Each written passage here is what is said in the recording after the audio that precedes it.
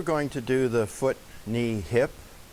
And the foot is an excellent place to learn to feel resistance and to practice the impulse adjustment into the resistance, which literally gives you the line of drive. Adjusting is like picking apples. There's nobody that picks an apple by taking and pulling slowly down until the apple releases from the tree.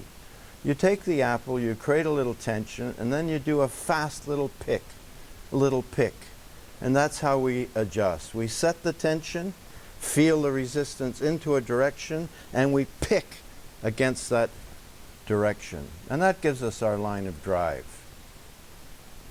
The SAD principle applies to the big toe for bunions.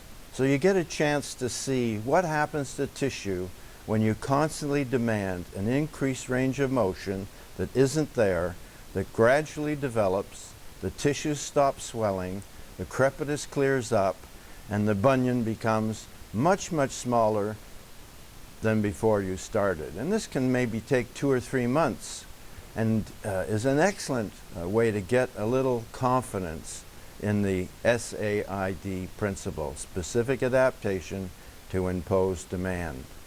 So let's start. First of all, we'll do the interphalangeal.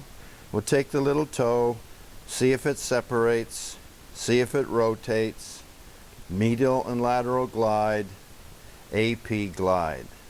And we just literally do that. We go to the phalangeal metatarsal, long axis distraction, AP glide, medial and lateral glide, rotation. What I'm doing here is keeping both sides of the joint in apposition. I'm not deviating. I'm causing medial and lateral glide. I'm causing rotation. I'm causing A to P.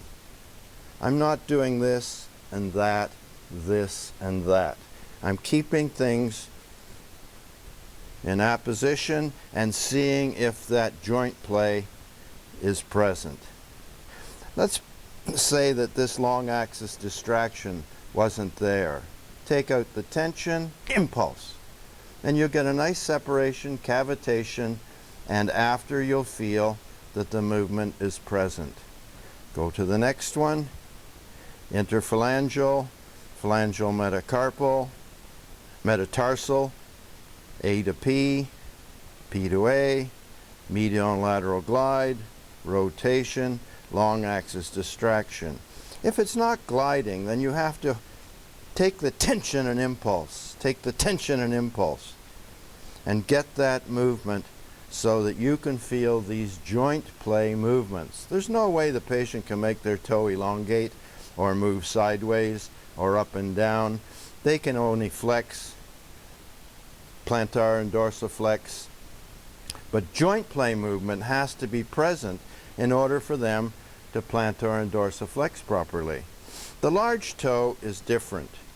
We can't flex and extend it as much as the other toes, but long axis distraction is greater in the big toe. The medial, I'll block it, bring it medial, bring it lateral, bring it superior, bring it inferior, rotate it and rotate it. And with a bunion, and bunions start in their 30s, so you need to look at all your patients and you can prevent the development of serious bunions that require surgery in the 50s and 60s. This is an example. It's really an osteoarthritic change due to dysfunction of the large toe. The large toe is also extremely important that when we walk, we come over our large toe, and if we can't do that, we'll deviate our foot and we'll walk off the inside of our foot instead of over the top of our big toe, which changes the angles at the knee, changes the tension up in the hip, and actually causes the sacroiliac and lumbar spine to adapt to the dysfunction of the large toe. So our closed kinematic system literally starts with the large toe and must be examined in every new patient. In order to adjust the large toe, I place my thumb on top, my index underneath, and grab a hold of the thumb and index. This, I'll go to the other foot, is easier if you stand on the lateral side of the foot, thumb and index, close over, lean away, impulse. And that'll give you the long axis. Rotation, rotation. You need to block it and block it for medial and lateral glide. Rotation, rotation, up and down. And this big toe actually moves better than this big toe. So that's the large toe. Now if we're going to adjust the phalangeal metatarsal, we make a little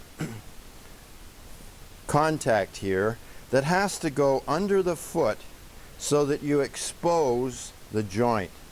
If you're too far here, too distal, that's going to hurt the patient. You want to get the contact right in behind the metatarsal phalangeal joint. My thumb distracts and I impulse. Thumb distracts, impulse. Thumb distracts, impulse. And you can see the joint becoming very prominent, an impulse. And same, some doctors take their fingers, place them behind the joint, place their thumb, and they get all of them to release at once. But we're more about specific. If there's a specific joint not moving properly, then we need to adjust it specifically. There's a condition called Morton's neuroma. And this actually isn't a neuroma on the nerve. It's very often the loss of joint play of the metatarsal phalangeal joint. And this particular adjustment, even though it hurts that patient a little bit, within a few days they start to see the pain lessen considerably. The metatarsals have to glide between each other. So we literally just take them between our thumb and fingers and feel whether that glide is occurring. If it isn't, we impulse and restore it. The glide isn't as much between the fifth and the fourth as it is between the first and the second, as it is between the fourth and the fifth. Now we need to know whether these metatarsals can rotate. So we take a hold of the base of the heel here, invert our hands so that the thumb comes underneath the foot, our fingers are on top, and we make a figure 8. The figure 8 is on the floor. So you go up the 8, down, and then you reverse it. You go back through the 8 the other way. And this lets you know if the metatarsals can rotate on themselves. If they can't, we place our heel of our hand underneath, and we literally rotate an impulse and rotate an impulse, and you get a release back through here so that you'll be able to do the figure 8 easily. Overall, that can be loosened up by just rolling the inside and the outside of the foot so that you're rotating the metatarsals. Next, we want to follow the metatarsal down to where they meet the cuboid, the fifth and fourth here, and the cuneiforms, and see whether or not you can dorsiflex the foot and have the metatarsals go a little inferior, and then come up underneath the foot, follow the metatarsal right down to the cuneiform, and see if it can go from plantar to dorsal. Podiatrists call this a dropped head of the metatarsal. And it's very common for them, and they put in lifts and work on it that way. But in actual fact, if we palpate from the inferior, the plantar surface of the foot, and find that the metatarsal can't glide to the dorsal when we plantar flex the foot, then we have to use what's called Locke's maneuver to mobilize, adjust the head of the metatarsal so that it can glide with the cuneiform. So Alex, if you'll stand over here with your hand on the wall. That's it. Move forward a little bit. What I'm going to do is take my thumbs, bend your knee. I'm going to take my thumbs and follow up the metatarsal where the head can't glide. I'm going to superimpose that contact with the second thumb and bring his foot beside his knee. From that point, we'll go lateral and superior and straight down. And what will happen with that straight down impulse is you'll find that the head of the metatarsal will release with the cuneiform. It's very important you don't force dorsiflex the foot. That drop, the foot stays absolutely parallel to the leg. So we start cross thumbs, lateral, superior, right beside the knee, straight down. So you don't go out here and you don't plantar flex. Okay? Thank you very much, Alex. Sarah, if you'd like to come over. So now the cuboid. If we follow down the fifth metatarsal, as soon as you fall off the end of the metatarsal, you're on the cuboid. It's quite a large bone. It's extremely important in the arch, and when it's fixated, doesn't move properly, it has a huge influence on the lumbar spine. So again, any patient, this has to be examined. Make sure that there's really good movement. Push, pull the cuboid and see if it's moving. And here it's not moving very well. I can't get it to go from plantar to dorsal, and I can't get it from dorsal to plantar. Let's see how it compares with the other one. Slide down the fifth, push, pull, and this one is more mobile. So I'm going to have to adjust it from the plantar to the dorsal and the dorsal to the plantar. So first, we'll hook the thumb. There's the fifth, fall off. My thumb, right in this web here, is hooked onto the cuboid. Now I'm going to push the fifth towards the plantar. I'm going to lift the cuboid towards the dorsal, and with this little scissor, meet resistance, impulse. And you'll feel the cuboid, as we just did there, it'll release from plantar to dorsal. Now to get it so that it moves the other direction properly, I'm going to place the heel of my thumb right on the cuboid. Take my middle finger, evert, and dorsiflex the foot. Elongate, distract. My thumb is feeling resistance against the cuboid. It won't move. I impulse. And we just got a nice release of the cuboid going. And now there's great mobility. P to A to P. Her cuboid is moving very, very well. Thanks, Sarah. Jessica, you'd come over. That's it. Just lie on your back. Thank you. Our hand is shaped so that the thumb fits the inside of the foot and our fingers go down the long side of the foot best. So rather than stand on this side with my thumb on the long side of the foot, I'm going to reach over one leg and palpate the mortise joint, the talus, talonavicular, navicular cuneiform, cuneiform metatarsals. In those joints, if I get the web of my hand on the tib fib and the other web of my hand over the talus, I should be able to feel an A to P glide. Then I move over the talus, get on the navicular, and feel the glide. Now it's gliding better between navicular and talus, and it should glide better back at the mortise joint. So she has good glide here, I'll go back. She has poor glide here. So that needs to be adjusted, which I'll do in a minute. We'll go over the navicular, lock on to the cuneiforms and see if they're separating. They don't separate as much normally, but they do have to have a glide, which she's doing. Go over the cuneiforms, come off the end of the metatarsals. They glide less again, but they do glide. So we're going to go back,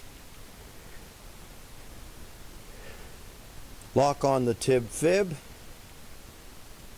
lock on the talus, and I've just got my fingers hooked underneath the ankle.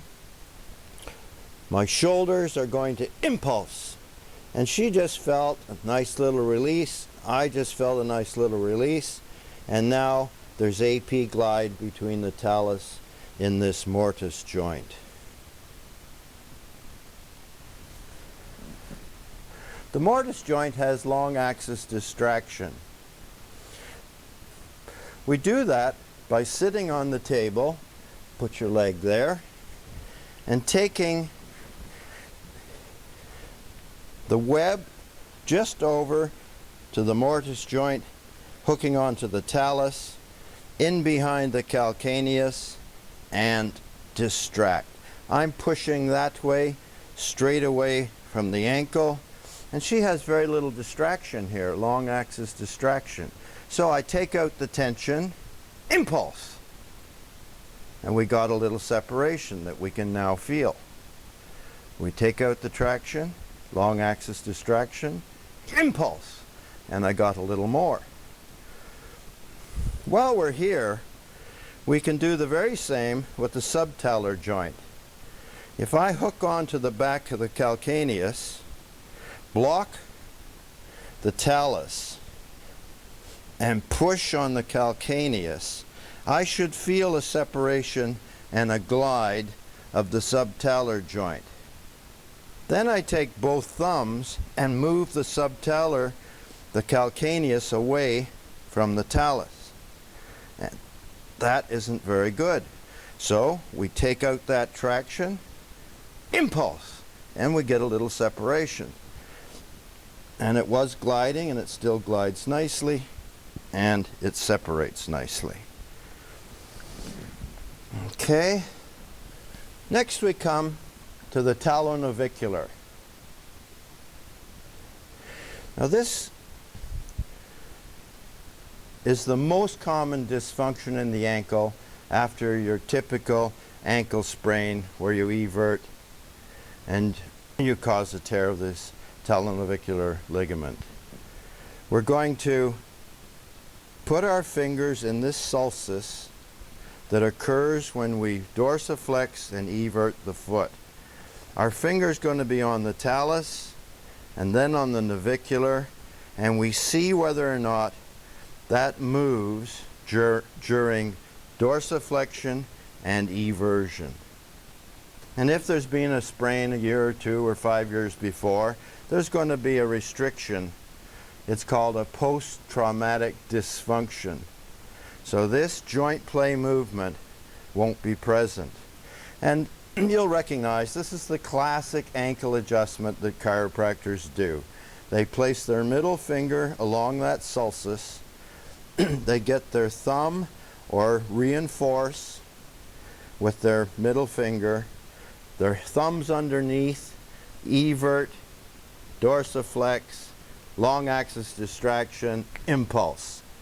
And you'll get a separation with dorsiflexion and eversion. Immediately after, you palpate the talus and navicular move during that. Sometimes I take, if the foot's very large, I'll dorsiflex and I'll literally put the thumb of my thumb or the thenar right on top of my finger, and that makes it stronger and I got a little more movement of dorsiflexion and eversion. The next thing we want to look at is the tibia fibia has to be able to medially and laterally rotate on the mortise joint. So if I put her ankle, my foot there, I should be able to pull up with rotation and pull up and down with rotation, and I should be able to feel this rotation. So what we want Jessica to do, if you'll watch, she's going to bring her hip towards me and create a strain so that it moves down here. Right? And then she's going to go the other way and create a strain, keeping her foot at 90, so it goes this way. So she needs to move, and this. You can just see that very slight movement. So if we had her foot on the table, and you saw my ankle here, we can go make the torsion laterally and then make the torsion medially. Golfers and basketball players and a lot of other players need that movement so that the knee doesn't accept as much rotation, and it can prevent injuries to the knee joint. It's extremely important, as I say, in golfers. So that leaves us with the calcaneus needs to be able to deviate medially and laterally. So this isn't a sheer glide, this is true deviation. So this is a passive movement to see if it has springy end play, see if it has springy end play. So what I've done is cupped the calcaneus, kept her foot in neutral, see if it deviates, and see if it deviates. This is for inversion and eversion of the foot. Your calcaneus needs to be able to do that. We'll just see it from this side. Got the fingers, neutral, deviate, deviate. And she doesn't deviate as well in eversion here as she does here. This is very easy to deviate. This is blocked. So what we do is we put our fingers, and I'll show you this from both sides, we put our fingers alongside of the calcaneus and we hit it. That'll give us an impulse. Now she has movement. So if this one wasn't moving, my fingers hold it into the resistance, that movement hasn't occurred, hit it, and get that movement. It moves very easily. You'll end up with a lot of movement of the calcaneus. Okay, and that completes the palpation of the foot. I'm going to do the inferior tibulofibular joint next.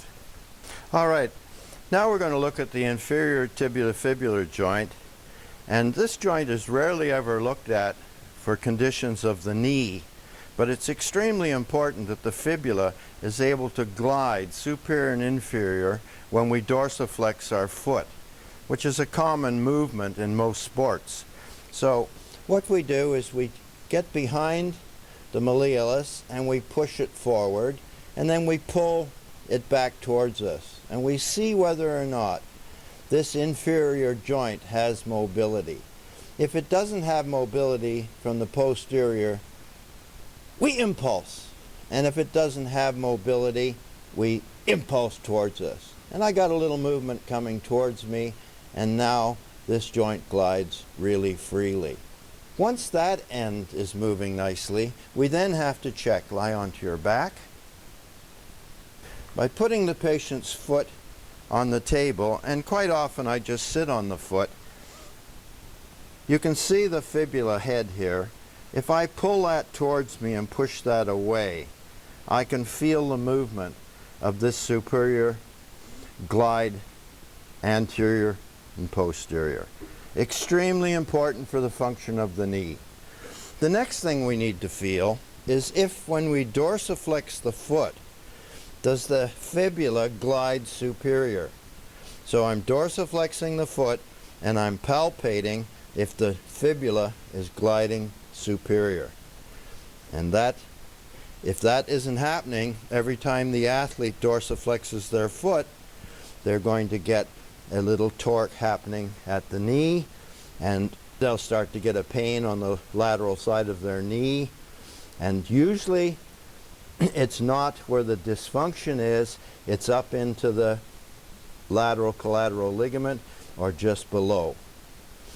Okay, so we have this glide. If it isn't gliding, I take the foot, put my sternum against my hand, palpate here, and impulse, and literally force that fibula to glide superior, and of course it moves inferior if this is moving properly down at the lower end.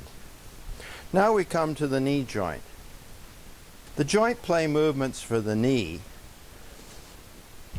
are A and P glide, P to A and A to P.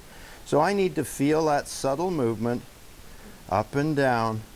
If you haven't felt the movement in the foot, the phalangeal metatarsals, then you'll have great difficulty in feeling this subtle little movement of glide with the knee at 90. It's much easier to feel the lateral and medial rotation. My finger's in the joint space, my thumb is in the other joint space.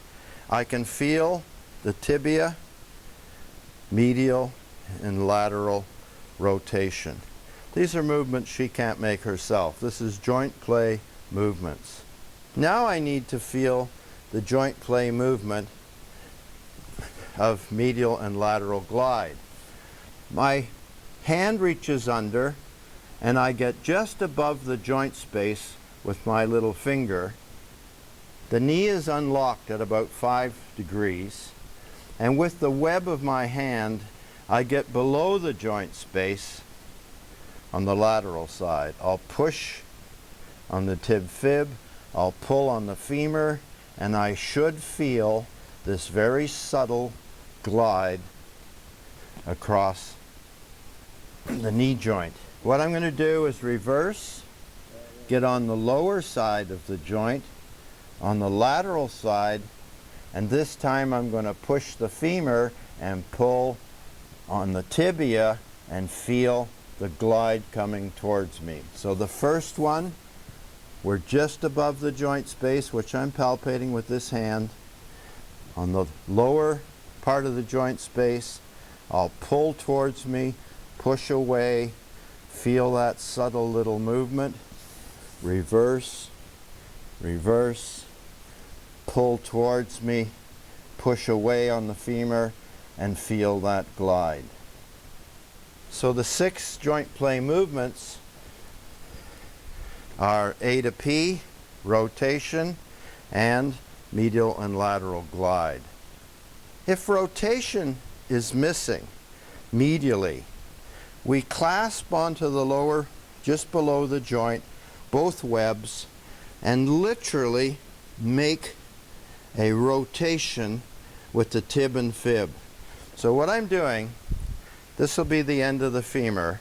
I'm taking the tib fib, rotating, and then making it rotate, keeping it perpendicular.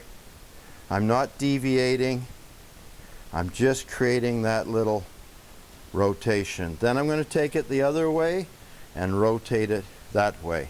So I'll lock on here, and you'll see her femur moves a little bit, but I can feel the movement of tib fib in rotation. This is replacing an older maneuver where we used to lock on to the leg and give a very strong rotation, which sometimes it was reported to me that people were actually causing more injury to the knee. So we went to this more subtle move. You have to be feeling what you're doing more, and that is lateral rotation or medial rotation. While you're doing that little movement, you will get a click. You'll get an audible release of the joint. If it doesn't go from anterior to posterior, we literally push down an impulse. And you can feel the tibia moving against the femur. If it doesn't come the other way, we lift an impulse.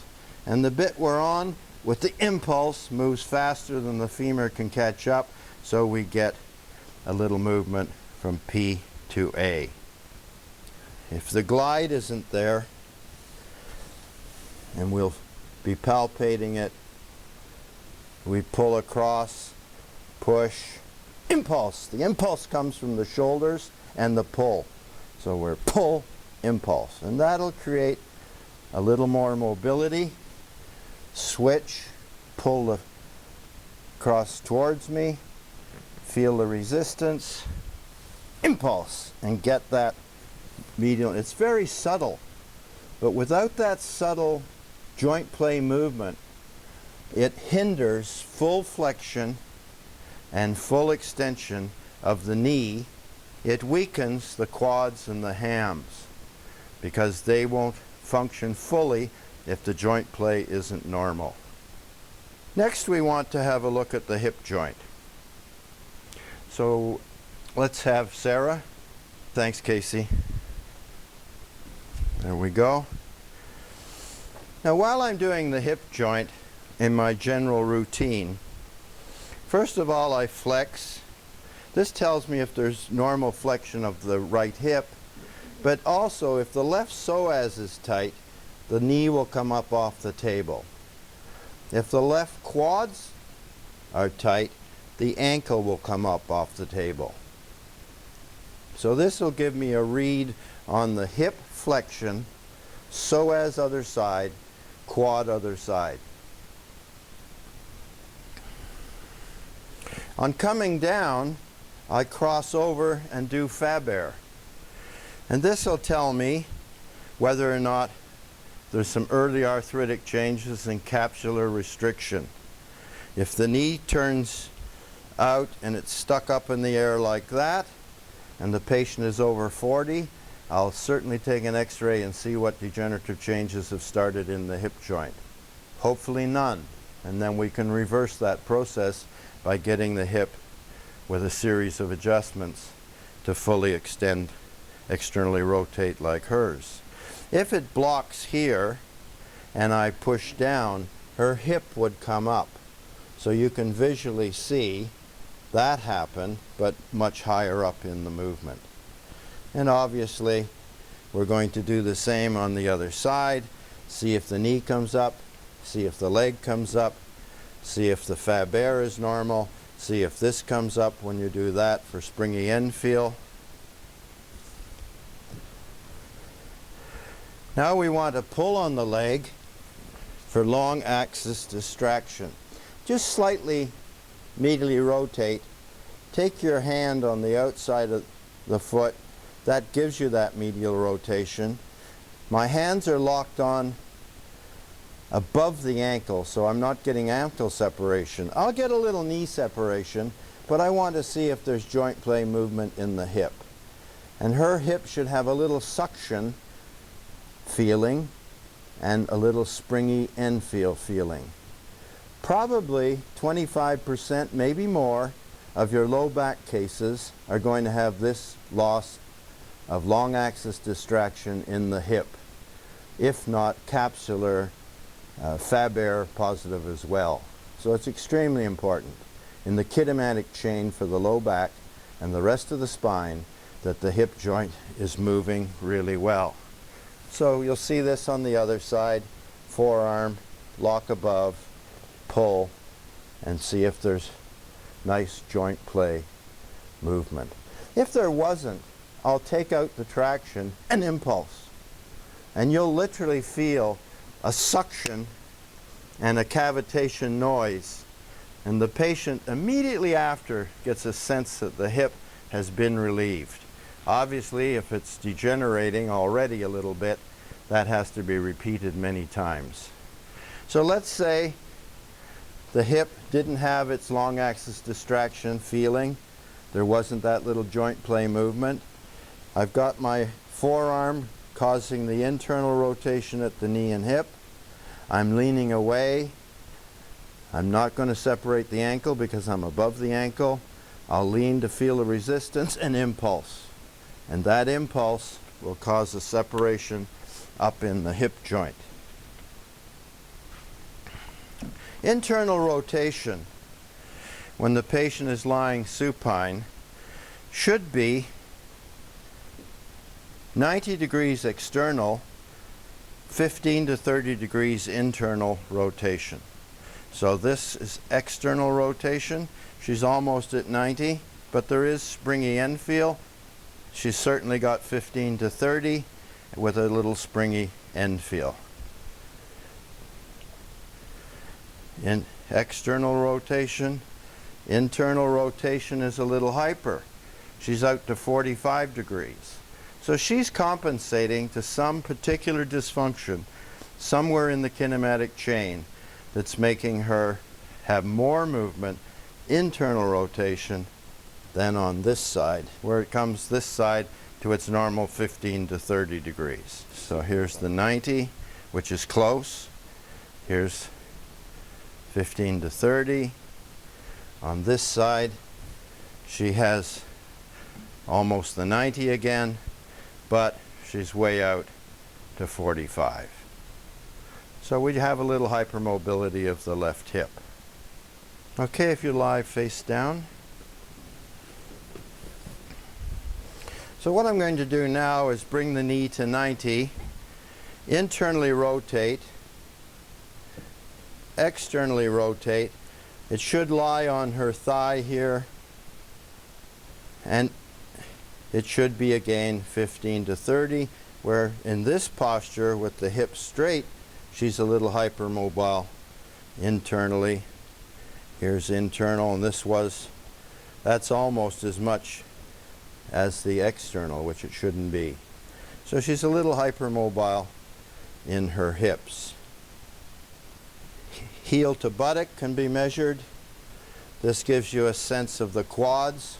So if the heel came up off the table when I was flexing the other hip, we would now be testing and measuring the distance between her buttock and her heel, which gives us a sense of how her quad on that leg is stretching.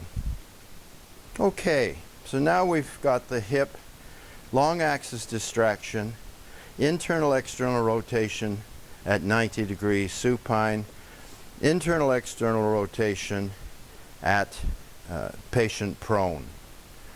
What I'd like to do now is show a couple of manipulations for the hip joint. If you could turn over onto your back. Let's say that she wasn't flexing her hip very well, and it was only going to about here. What I would do is put her leg on my shoulder and get right down into the crease of the top of her thigh. And as you know, the angle is at this angle, so I want to pull it slightly lateral and then into flexion with an impulse. And you'll often hear it click, and you'll certainly find with a series that you'll get that flexion increasing more and more. Could you lie on your side this way? For the long axis distraction and general hip adjustment, if I have her hold the table, put my heel or my knee in a little groove just where the lower leg hits the upper leg. There's a nice little groove for my knee. Find the greater trochanter. Take the back of your hand so that your fingers are going down the thigh.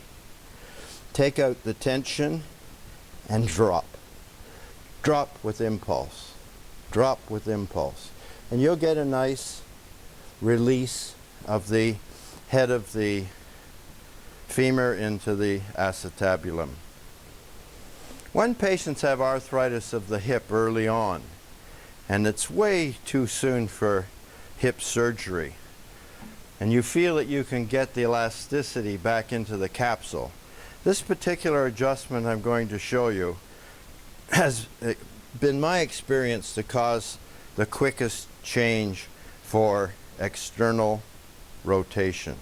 So this patient will be like that, not over here like she is. Although as we get here, she does lift up, so there is a little restriction.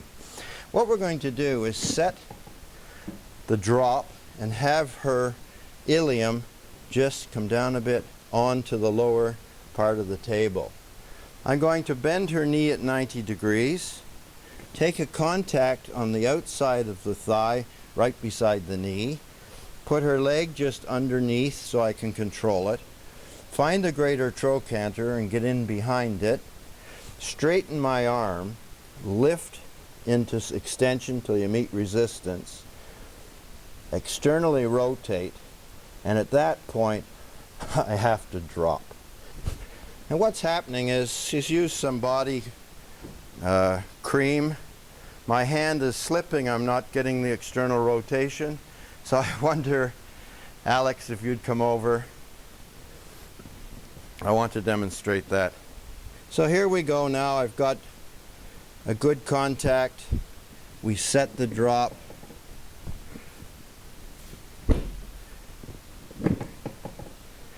Get in behind the greater trochanter. You're basically over the piriformis. Rotate and drop. And this is exactly how it happens in practice. If it drops too easily, you just reset it. Get the extension, the rotation, and the drop. And we finally got it to release and drop. And that extension and rotation with that drop will improve the early osteoarthritic hip joints. Extremely, extremely powerful manipulation. Okay. There's one other motion that the hip joint should be able to do, and that's circumduction. And what will happen is, if you circumduct, you'll find a spot like right there that's a little restrictive, and if I push on it, I can usually have the patient confirm that feels a little restricted or maybe even painful. But that when I go by it, it's quite good. But I'll get to it right there, and it's restricted. So circumduction hasn't been smooth here. So we set the table again, take a contact, and thrust straight down into the, if you'll just move another inch or so onto that part of the table, we'll do that going in the other direction. So we'll come back this way, and sometimes it's blocked at one point going circumduction that way, which is release that, and coming this way, he's blocked at about that angle. So we'll do the same again, impulse, and free it up so that it has free circumduction both directions. The patient actually feels this drop into the back of the hip joint. I'm not exactly sure because we don't describe the posterior department of the hip like we do in the shoulder, but the patient certainly feels it, and when I drop like that, I can feel the hip making a movement inside the hip joint, and that frees up the circumduction. Okay, since we know that there's a muscular component to the subluxation complex, we're always looking to see whether muscles are short and or weak or have adhesions in them, things like that, because the muscles can have their own pathology which will interfere with how joints function. So for the hamstring, we should be able to come up like he can to 90 degrees. But let's say he's the typical patient that's about here. What I'll do is called PNF, stretching. And we're going to utilize the fact that the spindle cells have to be extended for at least 30 seconds and let the Golgi apparatus change to reset the muscle length. And this is the reason why an athlete who can bounce and run around and touch the floor and do all kinds of things and wake up the next morning and their hamstrings are still short. Because in doing that sport, they didn't actually hold their stretches for 30 seconds. They just ask the hamstring to elongate for a few seconds. And of course, it's the reason why yoga is so effective in increasing the length of muscles, because we hold the yoga postures for the 30 seconds or more. The other thing, if we ask the patient to contract the muscle that we want to stretch and get them to hold that contraction for 8 seconds, there's a reciprocal relaxation that occurs if we then ask them to actively use the antagonist to the stretching muscle. So we'll get a neuromuscular facilitation of relaxation in the hamstring. We'll physically stretch the hamstring and we'll hold it for the full 30 seconds to allow the Golgi apparatus to get itself reset. So I take the muscle, let's pretend the tension would be there, and I'll just put, it's really important you hold everything straight at the knee. It's not important that you go further up. It's more important that you get to the full straight, whatever height that is. Now you ask the patient to push down on your shoulder and you count to 10. 1, 2, 3, 4, 5, 6, 7, 8, 9, 10, which is about 8 seconds. Ask the patient to contract their quad, and when they do, move up and stretch the ham. It's in a reciprocal relaxation, so you'll gain quite a few degrees, and then you have to hold it there for a full 30 seconds. So I usually have a watch on that I can watch, and the second hand comes to 30 seconds. At this stage, I'll ask the patient to push one more time to the count of 8. If you're a tag football player and you're counting 1 and, 2 and, 3 and, 4 and, 5 and, 6 and, 7 and, 8 and then the line can rush in, you've just ticked off 8 seconds and the patient contracts their quad and you go up a little further and hold it for another 30 seconds. I usually just do this twice. I've read some references where you should do it 3 times, and you can find out for yourself what, but I find there's very little gain between the second and third time. Twice is enough. And we let that relax. If the adductors are tight, then we can have the patient push up on the adductors, hold it for 8, have them relax, take their knee to the floor, which activates the relaxation of the adductor, and we hold that for 30 seconds. So this can be worked with any muscle. You take the muscle, you ask it to contract, then you use the antagonist to contract, and you push and hold for 30 seconds. It's called PNF stretching. We should probably mention in that muscular component, quite often patients have adhesions in the hamstring. The gua sha or Graston technique we'll find. So you use a metal instrument and you'll find parts of the ham will be like a washboard. And when you go down through that, you cause the little petechial hemorrhages of capillaries that aren't really normal capillaries, but they're feeding the adhesion. So you break up those capillaries and that body comes to the rescue, clears out the adhesion as well as cleaning up the capillary damage. Others use a type of muscle stretching. It goes back a long way where we shorten the muscle, take a contact, straighten, hold, and let that cause an elongation and a stretching of the muscle. Okay, thank you very much. That pretty much wraps up the technique for the foot, knee, hip. It only leaves the TMJ that we haven't done.